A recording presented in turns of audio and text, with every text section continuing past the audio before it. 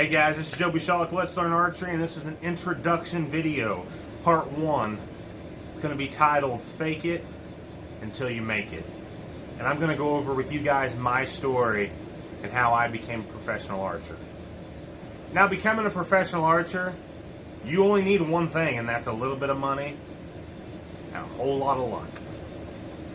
Because you're not going to come into the pro class, call yourself a pro, and make it in the class with the talent that is in that particular class, and that class being the unknown open pro division.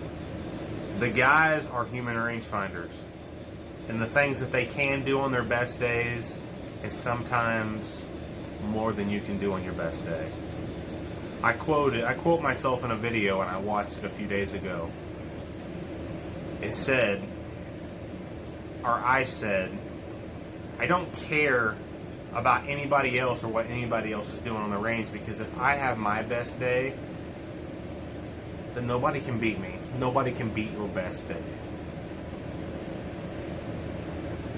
Unless you're talking about people like Levi Morgan, Dan McCarthy, Danny Evans, Chris Hacker, Nathan Brooks, Benny Barger, Chris Cooper. You're talking about guys, Joseph Goza, and Jack Wallace. I could continue to name names.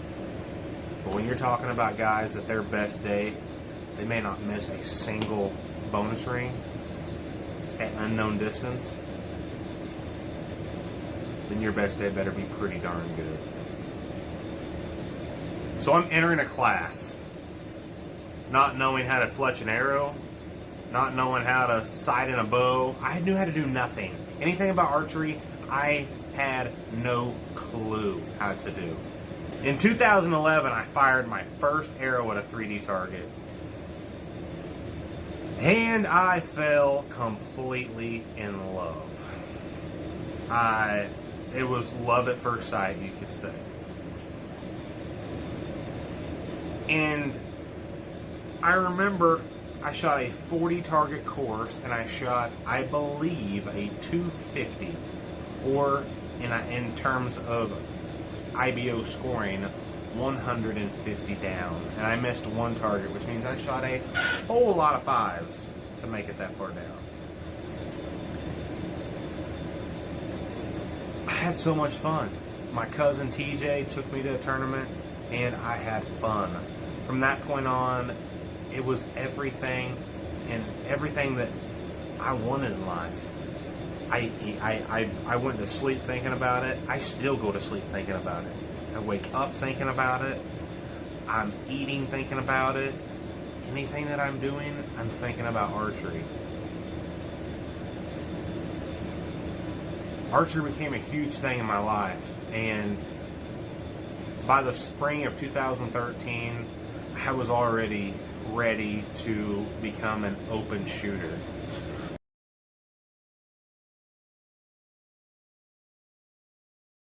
I went to Bloomfield after purchasing all my stuff on eBay. I purchased a little small scope, a Sherlock Side, a Hoyt Vantage Pro that I actually still bow fish with, some really cheap stabilizers, a really cheap rest, and I already had some Easton flat lines with already screw-in points, so I had a half a dozen of them that I had set off to the side when I got my dozen hunting arrows for hunting season. So I had arrows, I had a bow, I had sight, everything. The only thing I was unsure about was the peep sight and if I even got the right scope.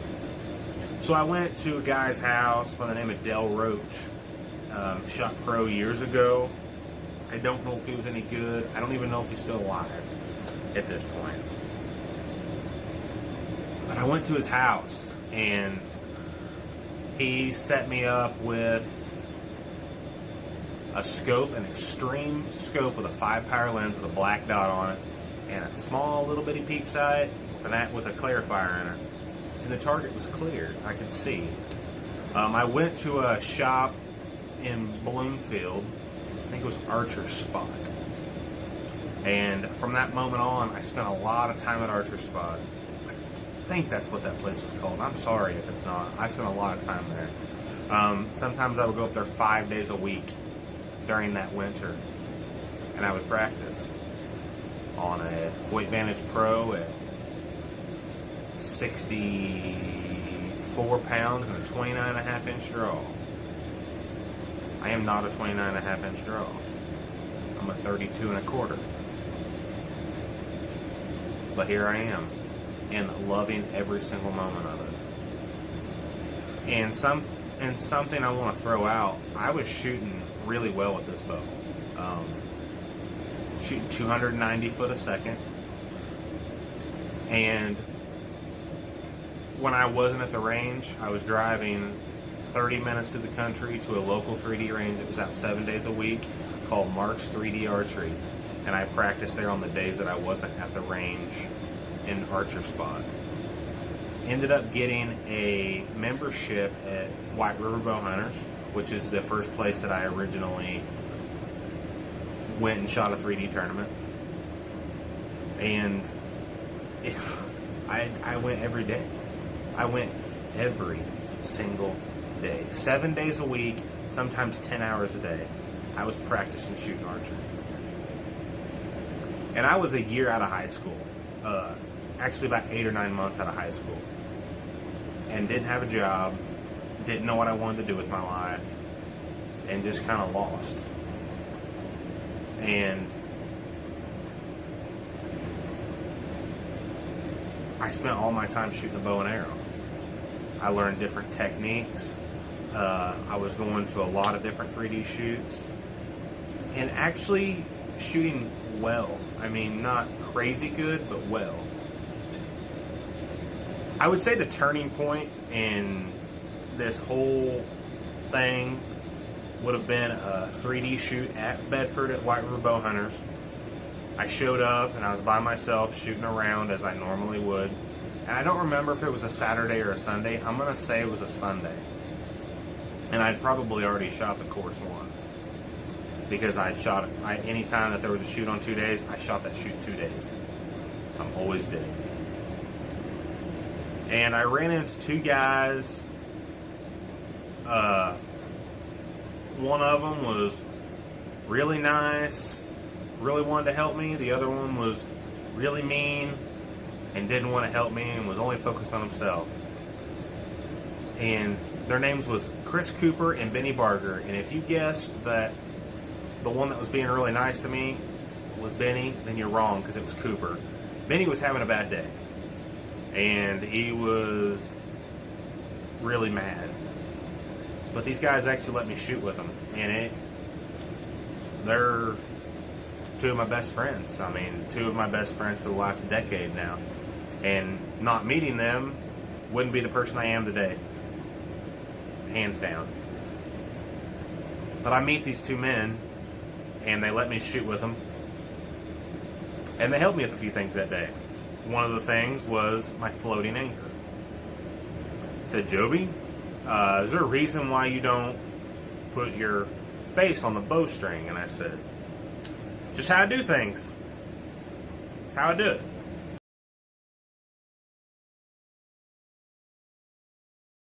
I said, okay. I said, you ever thought about getting like a different arrow? Because I was shooting hunting arrows with screw and points. No, this is how I do it. This is what I got. I shoot what I got. They're like, okay. And actually,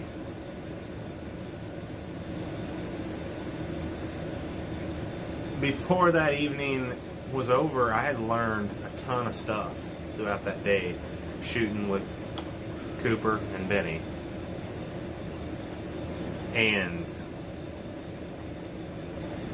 by the end of the day, I was anchoring on my face with the string on my nose.